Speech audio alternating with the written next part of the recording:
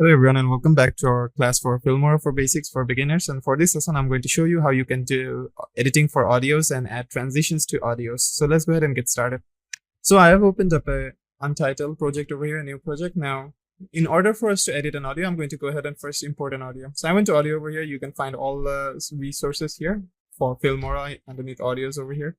As you can see, there are various forms of categories that you can import your audio from, or if you want to only import your own custom audio that you have recorded, you can go to mine over here and you can go to downloads where you can see where you have downloaded all the audios from Filmora, and you can also go to mine music. And you can left click on this one to import any music that you want from your own drive. But for now, I'm going to go to music over here and going to hip hop here. I'm just going to go ahead and import a music. Now, once I play it, as you can see, there's audio over here, so I'm going to go ahead first zoom out and trim this. Now, in case for us to learn, what I'm going to do is first clip this so that it's like about 10 seconds. So there you go, it's about 10 seconds here. Then I'm going to go ahead and import another audio over here. Just going to go ahead and download. Now this audio over here is much more bigger, so I'm going to go ahead and also trim this to 10 seconds. Now, in case for audios and videos, the audios layer go from top to bottom and the videos go from bottom to top. So it's the case for those. Now I'm going to go ahead and trim this audio back down to 10 seconds over here. There you go. Now I'm going to place them side by side so that I can show you how you can add those transitions in. Then I'm going to show you how you can edit those audios. Now what I'm going to do is drag this and put this on below over here. So in case for videos, as I said before, the videos go from bottom to top and the audios go from top to bottom. So I'll now go to transitions over here. As you can see, transitions. You can go to audio as well.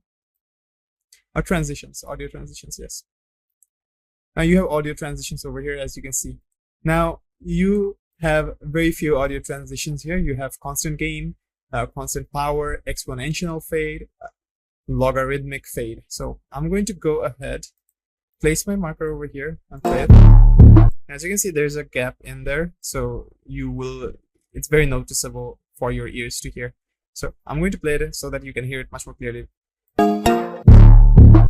So now I'm going to add in an audio transition. So I'm going to put that right over here. It's going to download and apply it on there. Now I'm going to play it from the beginnings, and now let's hear it.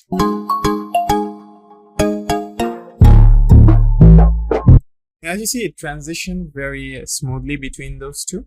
Now the transition will only work and it will be only smooth when both of these audios have the same bitrate. Now if I were to zoom in much more and let me go towards the right. Now, as you can see, the levels over here, the audio levels over here, this audio has much more higher level than this audio here. So what I can do is give a audio transition for a logarithmic fade, for example. So let me put it over here.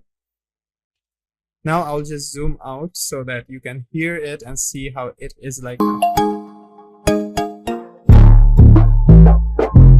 As you saw, that it's much more better than before. Now, if I were to give exponential fade, try to notice the difference. The constant gain makes it so that both audios play at the same time while transitioning. The logarithmic fade made it so that this audio toned down, then almost went non-existent, then this audio came in with a fade. So now I'm going to go ahead and play this so that you can see and hear how it sounds like. So this is much more stronger than the logarithmic fade. So now let's go ahead and see what constant power gives us for the audio transition. So constant power and constant gain both are very similar, and exponential fade and logarithmic fade are much more similar. So that's basically it on how you can add those transitions in. So now let's go ahead and edit our audio. So to manually edit the volume of our audio from this audio track over here, you see this line. As you see this line over here, the straight horizontal line, if I were to decrease it down, it will decrease the volume down. You can also see it on the right side panel over here that the volume got decreased. Now if I were to hold it and increase it, it will also increase the volume. So let's keep it at 0 now and get that out of there.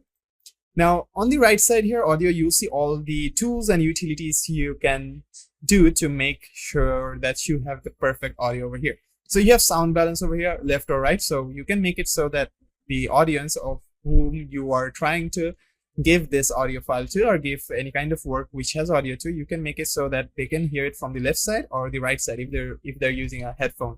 Or if this for studio case, and if the studio has like surround sound, then people will hear it from the left side. And if you were to put it towards the right side, then people will hear it from the right side.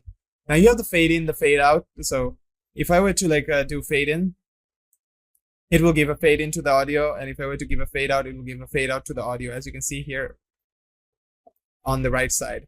So I can give a fade in so that the audio from the beginning like revs up the volume. So it starts from 0 and it continues upwards. Now, if you want to customly add fade ins and fade out, you can go to the start under the volume here. You can add the timestamp over here or the keyframe over here, and do basically using the keyframe, as I've showed you before, how you can use the keyframe. So you can manually edit the volume there as well. Now, if you were to edit any kind of single specific audio file, like for example, let me zoom in. Let's say I want to edit this segment. Let's say I go over here, go to the select in over here, and go here, go select out over here. So if you want to, like, let's say edit this part, you can just select them and cut them over here. As you see, you can like, it's okay if you do not also select the in and out. You can press escape to deselect that. You can go ahead and, let's say, decrease the volume over here so that you can decrease the volume like that.